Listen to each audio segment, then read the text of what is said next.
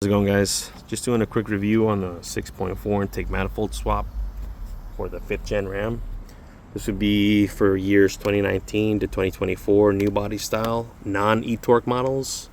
So just a few things to keep in mind prior to doing this and some parts you'll need. So things to keep in mind are that your perch solenoid hose and your brake booster line hook up just fine. You just have to reroute them. So as with the 5.7, this is right behind the throttle body. Your brake booster line would originally be right next to that, but now it's going to be in the rear. Also, your actuator, your SRV actuator is in the rear on the 5.7, so make sure you unplug this prior to pulling your manifold, unlike I did. This is kind of why you see this tape on here.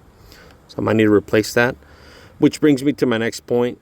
My manifold did not come with the SRV actuator motor. So I'm actually reusing the one from the 5.7 and it works just fine. You just have to remove this plastic cap prior to inserting it and it works great. Now, as far as when you get your kit, your 6.4 manifold kit, you'll need to flip the fuel rail because the fuel line is connected on the passenger side for the 6.4 trucks. We have that on the driver's side, so just flip your fuel rails. Also, you'll need injector spacers if you would like to keep your 5.7 injectors, like I did. These don't require tuning, so that's pretty nice. If you decide to leave your 6.4 injectors and you run it on the stock tune, your instrument cluster will light up like a Christmas tree, so just keep that in mind. Also, an EGR block-off plate is needed for this because we don't have the EGR on the 5.7. It's this guy right here. It's right under the throttle body. So make sure you get a hold of that.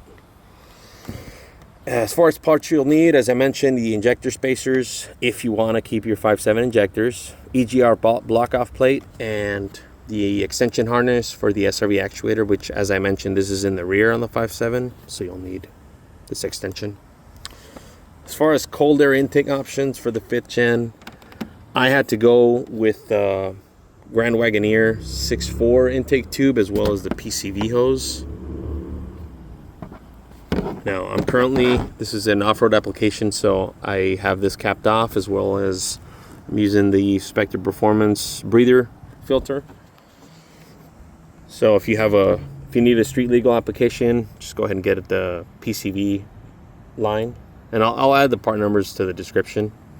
So we unfortunately don't have a direct swap like the 4th gen guys do with the SMB cold air intake box, because the one from the 6.4 on the newer trucks is different. So just something to keep in mind.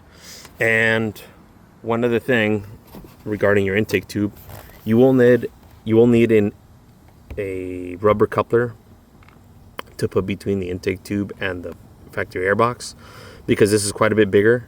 So I had this laying around from an old intake kit I had a few years ago. So this is about, I would say, maybe like a 1/4 inch thick.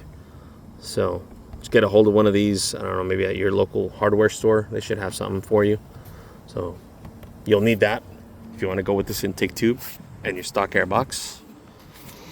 Now, as far as your manifold bolts, your kit should come with them, but in the event that it does not, you are not able to reuse your 5.7 bolts because they are quite a bit shorter, as you can see.